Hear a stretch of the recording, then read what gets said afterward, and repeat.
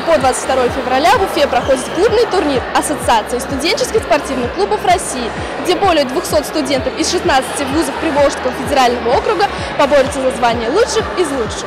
Ассоциация студенческих спортивных клубов России – это общероссийская молодежная организация, целью которой является массовое развитие спорта.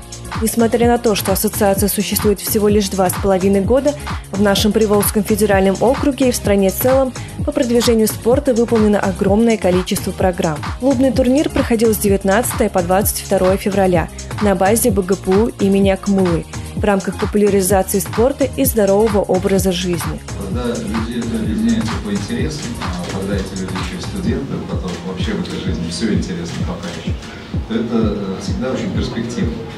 И сегодня Миноборнауки России поддерживает такое объединение, движение студенческих объединений. Нам кажется, что это очень важно. Проведя это мероприятие, мы посмотрим количество участников.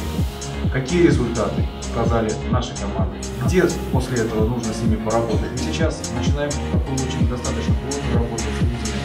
Вот как раз этот год хотим посвятить этому направлению. В соревнованиях студенческих спортивных клубов честь нашего университета защищали и наши студенты. Наиболее впечатляющими выдались соревнования по волейболу, в котором бушевали эмоции не только у самих участников, но и у болельщиков. Среди девушек наша сборная заняла 4-е место. В шахматах Шарипова Лиана и Зайнулов Артур заняли 5-ю строчку в турнирной таблице. А в настольном теннисе Садуакасова Лилия заняла 10-е место, а Атангулов Арслан – 12-е.